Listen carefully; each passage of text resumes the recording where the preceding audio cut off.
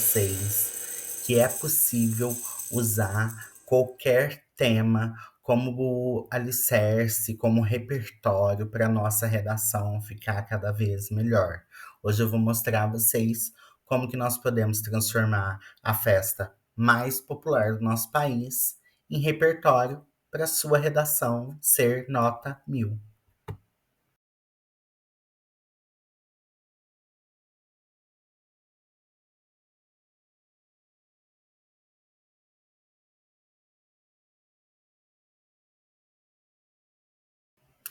O carnaval, moçada, começou lá na antiguidade. O carnaval, ele tem origem nas festas pagãs, como quase tudo que acontece na história da humanidade. Lá atrás, na Babilônia, os prisioneiros, né, eles poderiam assumir a identidade do rei por alguns dias, e aí eles ficavam ali fazendo tudo que o rei pudesse fazer. Ao final, eles iriam morrer, né? Porém, como também a nossa história ela é cíclica, ela se repete, logo em seguida, quem se apoderou desse costume? A Igreja Católica. O cristianismo entrou em ascensão, o cristianismo tornando-se cada vez mais poderoso, eles foram pegando para eles as festas que até então eram pagãs. E assim foi com o carnaval também. O carnaval antecede a quaresma, né? A quaresma é aquele período que vem antes da Páscoa, onde as pessoas tinham que ficar 40 dias sem comer carne. E aí, o que que acontecia no carnaval? No carnaval, inclusive, essa palavra carnaval vem do latim, né? Que significa retirar a carne. Como durante a quaresma as pessoas não podiam se alimentar de carne, no carnaval, né? Nesse período aí que antecedia ficar sem carne, as pessoas comiam horrores, comiam tudo que tinham direito, né? Mas como que essa festa da carne, que tratava-se só de comer carne, acabou se tornando folia, acabou tornando-se diversão? Vamos ver? Lá em Portugal, que a Igreja Católica já tinha, né, uma relevância muito grande, aliás, em toda a Europa, o carnaval, essa questão de só comer carne, ficar feliz só comendo carne por muito tempo, foi deixando de acontecer. E aí criou-se o intrudo. Intrudo eram grandes bonecos feitos de madeira que as pessoas confeccionavam e iam para as ruas para brincar com aqueles bonecos, para se divertir. Isso, em 1640, os portugueses trouxeram esse costume, esse hábito para o Rio de Janeiro, que até então, né, era a capital do nosso país, e aí difundiu-se essa brincadeira dos intrudos, que são esses bonecos grandes de madeira, que as pessoas ficavam ali, confeccionavam e ficavam se divertindo com esses bonecos gigantes. Vocês estão associando esses bonecos gigantes com alguma coisa? Sim, reconheceu? Os entrudos deram origem exatamente aos bonecos de Olinda, que são famosos até hoje, né, na cultura pernambucana. Porém, os escravizados, eles aproveitavam a festa para jogar xixi nos seus donos, porque era o único período que eles podiam ficar livres pelas ruas, assim, sabe? Os escravos podiam sair pelas ruas, podiam ficar brincando. A princípio era para jogar água de cheiro, sabe? Era para jogar água, uma aguinha com rosas e tal, uns nos outros. Aí os escravos começaram a aproveitar essa festa de jogar água de cheiro uns nos outros para jogar xixi nos seus donos. Estavam errados? Acho que não, né? Errados eles também não estavam, não. E donos aí tá entre aspas.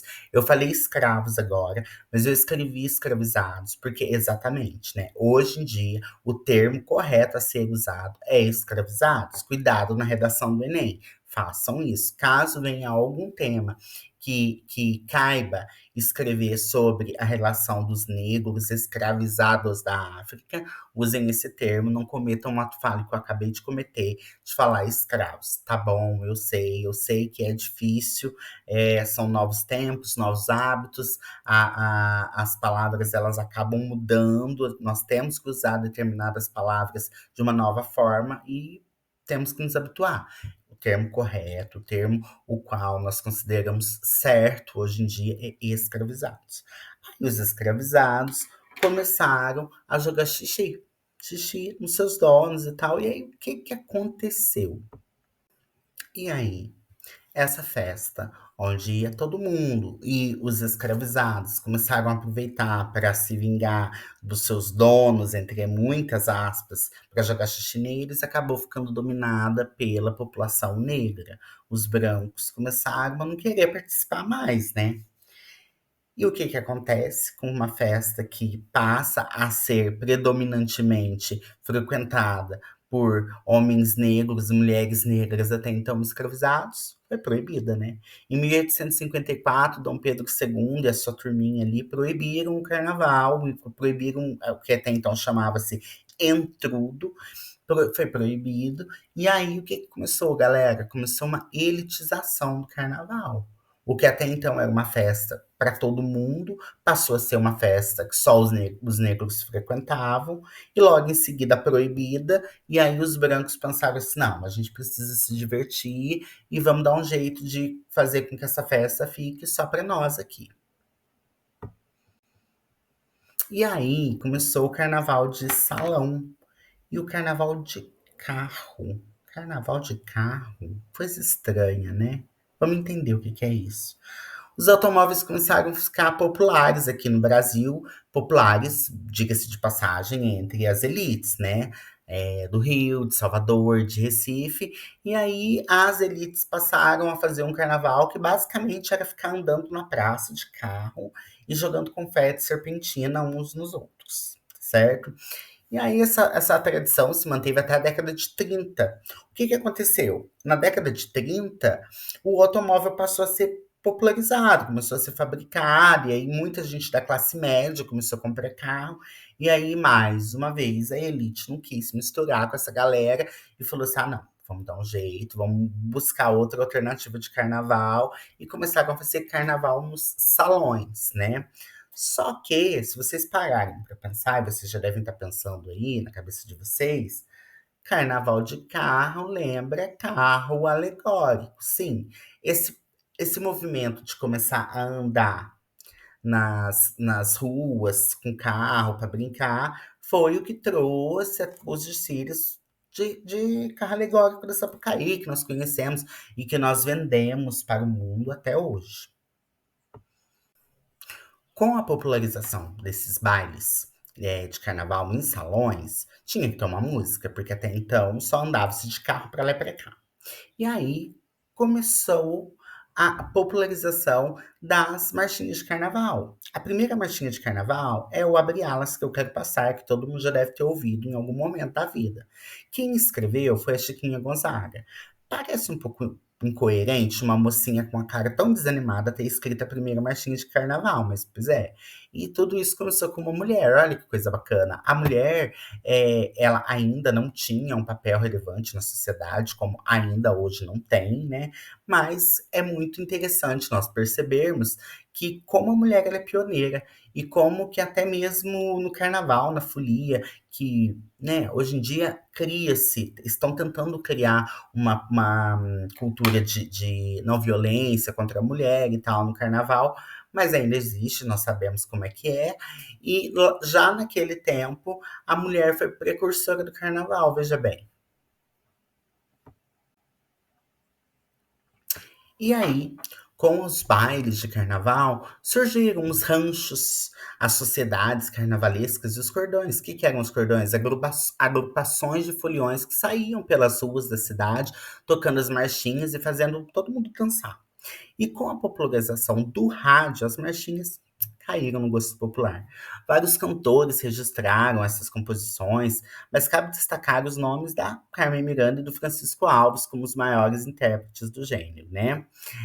E lá nos anos 60, as marchinhas deram lugar ao samba enredo das escolas de samba, porque até então também o samba, que foi um ritmo que teve origem nos morros cariocas, ele era proibido, ele era marginalizado, e aí quando ele meio que deixou de ser, na lei ele deixou de ser marginalizado, surgiram os samba enredos, as escolas de samba. A primeira agremiação que surgiu lá no Rio se chamava Deixa Falar. Hoje é Estácio de Sá, foi em 1928. A origem do nome escola se dá ao fato que os fundadores dessa escola de samba, Deixa Falar, estavam num bar em frente a uma escola, né? E aí depois todas as escolas de samba recebem o nome de Grêmio Recreativo do Samba, porque eles têm um compromisso de difundir a cultura na comunidade onde elas estão inseridas. Inclusive, as comunidades no Rio de Janeiro, elas vivem muito em função, economicamente mesmo, em função do samba. É algo que vocês podem colocar uma redação que possa vir o tema da questão de valorização cultural e tal. Também vocês podem colocar que é um ponto negativo, a questão do jogo do bicho, que é muito ligado ao samba, da criminalidade que isso representa, enfim, do tráfico de drogas, que hoje em dia está muito ligado também à questão das comunidades, enfim, lembrando que é sempre interessante você colocar um contraponto no seu texto. Você coloca algo muito positivo e é interessante que você pense em algo que não seja tão bom assim. Por isso, dentro desse contexto de história do carnaval, do samba, é interessante trazer esse questionamento atual de que as escolas de samba, muitas vezes, elas estão ligadas com questões que não são muito dentro da lei e que geram muita violência em grandes cidades, principalmente no Rio de Janeiro. Aqui vale uma indicação, quem não assistiu ainda, assista a série do Globoplay que chama Vale do Escrito. Ali tem muita informação, tanto acerca da questão de criminalidade no Rio de Janeiro, da cultura da nossa sociedade, porque quando a gente fala do Rio, a gente fala do Brasil, né? Porque nós estamos vendo, o Rio foi a primeira capital. Então, tudo que acontece ali, de certa forma, implica e influencia no Brasil inteiro. E como que essa folia pode agregar na minha redação, né? Como que essa folia toda, como que entender dessa folia, o porquê que entender dessa folia pode agregar na minha redação, né? Em que temas que eu posso trazer isso, né? Temas como a cultura e a identidade brasileira, né? Inclusive, eu sempre vou trazer aqui para vocês sugestões de leituras. Hoje eu vou trazer um livro, e sempre vou trazer esse livro. Ele é da Lilia Schwartz, que ela é professora da USP. Ele é bem fininho, como vocês podem ver, ele tem em torno de 900 páginas. Ironias à parte, esse livro chama-se Brasil, uma autobiografia. E esse livro traz exatamente uma biografia do nosso país em vários aspectos. Então, assim, quem tiver possibilidade, quem tiver tempo, que eu acho difícil vocês terem tempo de ler um livro de 900 páginas para quem está se preparando para concurso e para Enem. Mas quem tiver tempo, disponibilidade, vai ser de grande valia, né? Então, em temas como cultura e identidade brasileira, fatores como o surgimento do carnaval, esse aspecto de que lá atrás o carnaval já foi. O Brasil, nós podemos perceber durante essa história, que eu contei de forma muito rápida, muito sucinta, né? Lembrando que hoje é só um bônus do que virá por aí no nosso grupo. Nós podemos observar que o Brasil ele sempre elitizou os seus costumes, ele sempre tentou deixar à margem a população menos abastada, aquela população que não tem tanto acesso a questões, a questões financeiras mesmo, né? Então, em temas como cultura e identidade brasileira, é interessante que vocês saibam essa história do carnaval, mesmo que brevemente, como eu contei, eu tenho certeza que isso poderá agregar em temas como esse e também em temas como cultura do cancelamento e liberdade de expressão. Aí vocês vão falar assim, mas professor, por que que se a banca ou se o INEP trouxer essa questão tão atual que as redes sociais trouxeram da cultura do cancelamento, da questão da liberdade de opinião, enfim, nas plataformas digitais, por que discurso de ódio? Por que que eu posso me aproveitar da história do carnaval para falar sobre isso? Como que eu posso me aproveitar? Se você observar o que eu contei lá no começo, que o carnaval ele foi cancelado devido ao fato de tornar-se uma festa majoritariamente negra e frequentada pelos escravizados, caso venha um tema assim, vocês podem falar que no nosso país essa cultura do cancelamento ela se dá muito pela questão do poder aquisitivo. Né? Entendo eu, isso é uma opinião minha, né? Um texto dissertativo, argumentativo, você vai ter que colocar a sua opinião e convencer o seu interlocutor, o corretor da tua redação, daquilo que você acredita. Eu acho que no nosso país, e isso é uma opinião muito particular, no nosso país, quando se tem poder aquisitivo, as pessoas meio que perdoam muitas coisas, sabe? Deixa pra lá.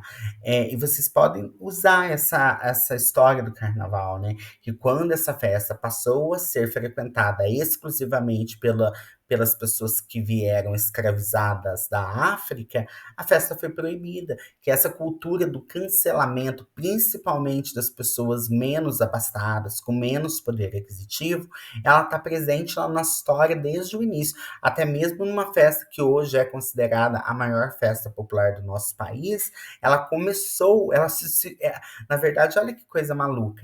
A festa que é considerada popular, genuinamente popular, ela iniciou-se de uma proibição do povo, né? As elites queriam dominar esse contexto até dessa festa. Violência urbana e segurança pública. Mas, professor, você está viajando. Como que eu vou falar de carnaval num tema como violência urbana e segurança pública? A violência urbana no Brasil, exacerbada pelo tráfico de drogas e pela falta de oportunidades, continua sendo um tema relevante. A redação pode explorar as reformas de segurança pública, a necessidade de políticas voltadas para jovens em situações de vulnerabilidade, né?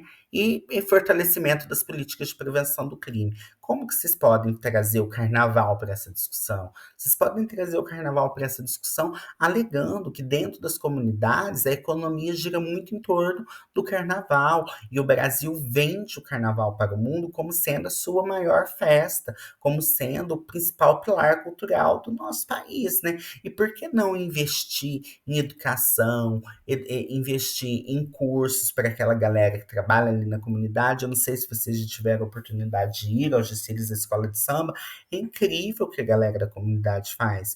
É um espetáculo. O Rio de Janeiro tem como slogan o maior espetáculo da Terra, e sim, nós podemos falar que é isso, porque não tem ensaio. Sim, existem uns ensaios técnicos antes, mas não é nada assim com figurino, nem nada. Eles só saberão como irá acontecer aquele espetáculo na hora. E é incrível a capacidade daquelas pessoas que, na maioria dos casos, não tiveram acesso à educação formal, é incrível a capacidade que eles têm de construir um espetáculo daquele tamanho. Então, se sem estudo aquela galera é capaz daquilo, imagina tendo investimento do poder público, tendo investimento do Estado, tendo educação de qualidade, aula de artes, aula de cenografia, aula de dança, enfim, aula de história, né? Porque afinal de contas, o que não é um desfile de escola de samba, que não o contar uma história. Cada escola tem o seu enredo e esse enredo ele é contado, né? Ele é narrado ali através de uma procissão africana. Então, assim, olha quanta coisa que você pode falar em um tema até de violência urbana e segurança, né? De como que pode se aumentar essa questão de segurança, encerrando a violência, diminuindo a violência naquelas comunidades através do trabalho, através da arte, através do ofício, né? Aí eu trouxe aqui alguma sugestão, isso eu vou fazer toda semana, 3 vezes por semana vocês receberão um vídeo assim, né? Obviamente, pessoal, que terá vídeos muito mais extensos relacionados à elaboração em si de um texto dissertativo argumentativo, mas eventualmente não, 3 vezes por semana, às 19 horas, cada dia eu irei postar um vídeo aonde eu irei contemplar um tema que você pode usar como embasamento, como repertório para o Enem. E dentro desse vídeo, irei trazer sugestões para quem tiver tempo e tal, mas o importante é que vocês conheçam Aqui eu trouxe um trecho de um livro do Jorge Amado, nosso autor baiano, é o autor brasileiro mais lido, né, junto com Paulo Coelho, mas eles são os mais traduzidos no mundo todo. Esse chama O País do Carnaval, de Jorge Amado. E aí eu trouxe um trecho, né? É o país de mais futuro no mundo. Vou falar uma coisa para vocês. Vocês jamais vão decorar um trecho de um livro.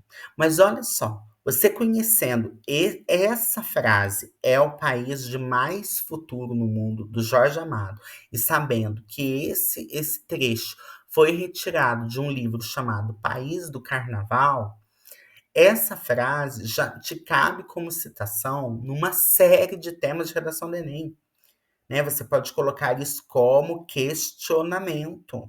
O Brasil realmente é o país do futuro? Já diria Jorge Amado no livro O País do Carnaval. É o país de mais futuro no mundo, né? Então, veja bem, você não precisa saber de cor e sortear esse trecho, você não precisa ter lido o livro. O que eu me comprometo a trazer para você aqui toda semana são elementos históricos, né, dados históricos, elementos históricos, dados literários que irão ajudar-lhes a construir essa redação sem modelos prontos. Vocês vão construir a partir do conhecimento de vocês.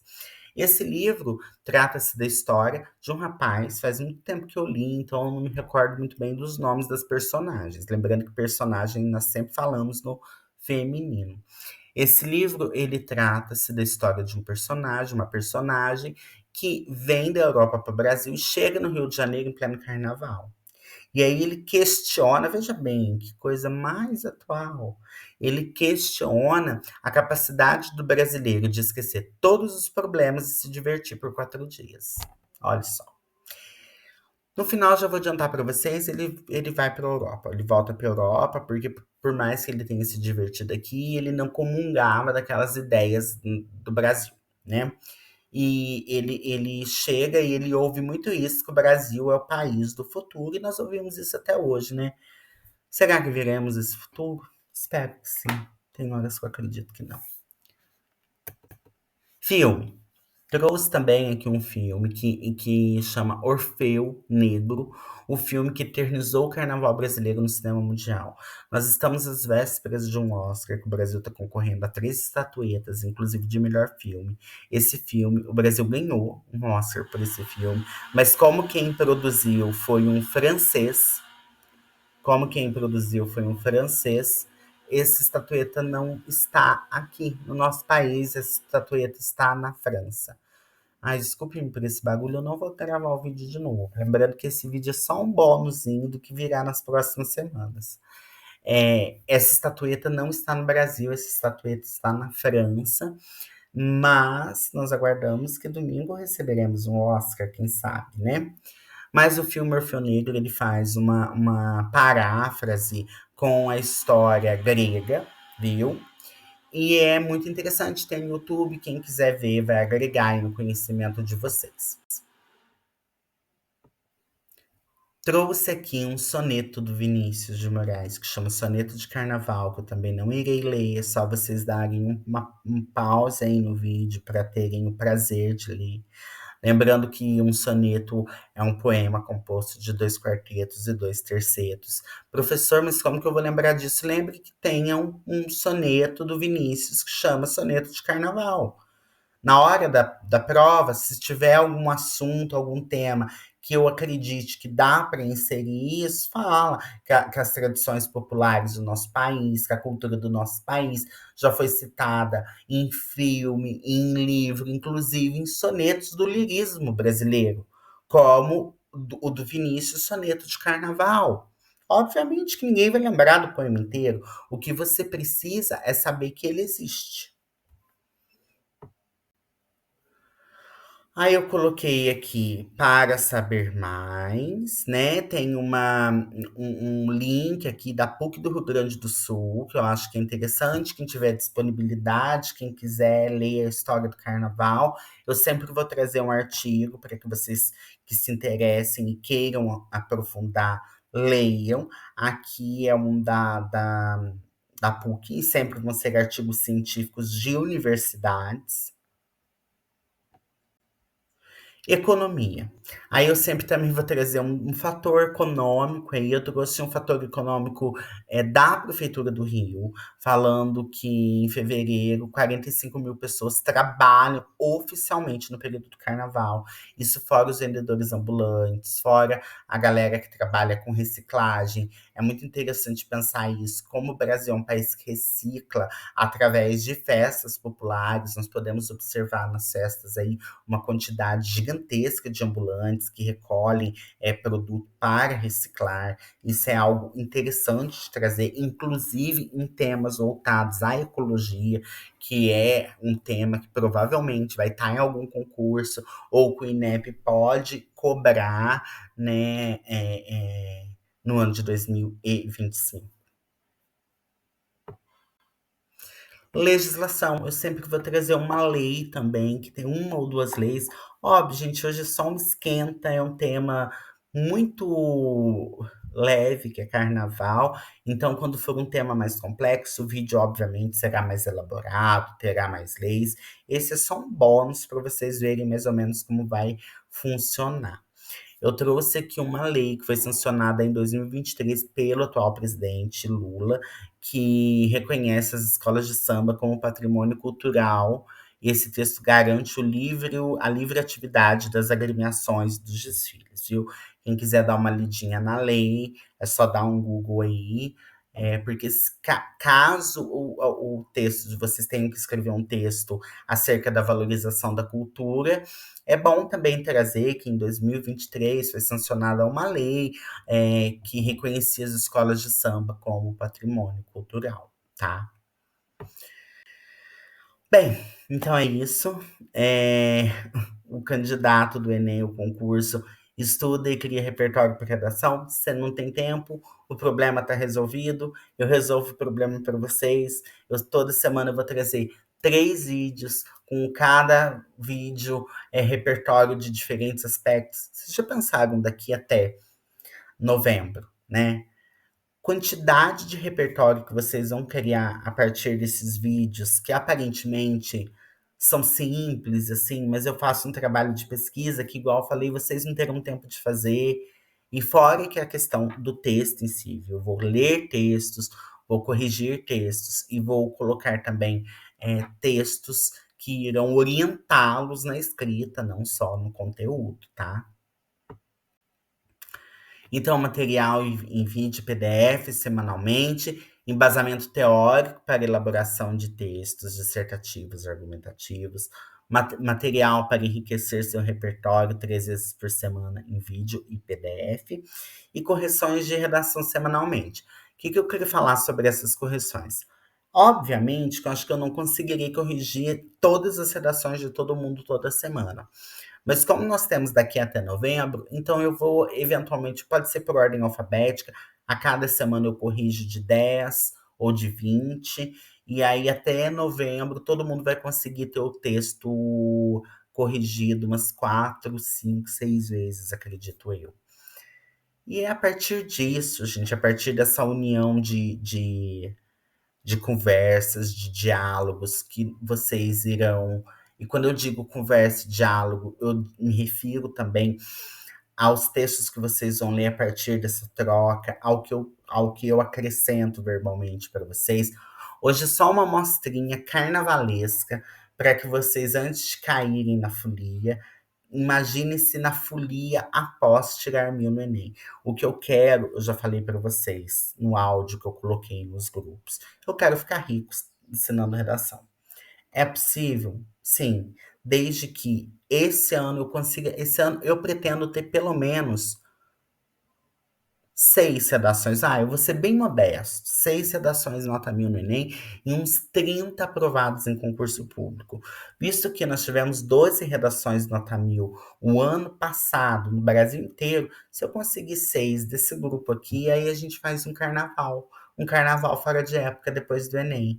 Uma comemoração, porque há de merecer. E eu tenho certeza que junto comigo lendo, estudando, ouvindo os vídeos, se preparando. vocês vão conseguir. Repertório para escrever vocês terão, porque como eu já disse anteriormente, 3 vídeos por semana. Aí depois, no final, dia do Enem, ou no dia do concurso que você me manda mensagem, você acertei o tema. Como se eu tivesse uma bola de cristal, né, gente? Quem falar todas as semanas, 3 dias diferentes, de 3 temas diferentes, obviamente que até novembro, um dos temas eu terei falado, né? Mas o que importa é que você irá tirar 1000 na redação. Então, qualquer coisa me chama e vamos entrar no clube. Semana que vem nós começamos de forma efetiva,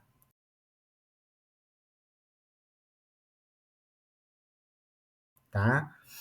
Aqui tá o meu número de celular, a minha chave Pix, a sua aprovação está aqui por R$ 100, gente. Para. Então, bom carnaval, se divirtam e até semana que vem.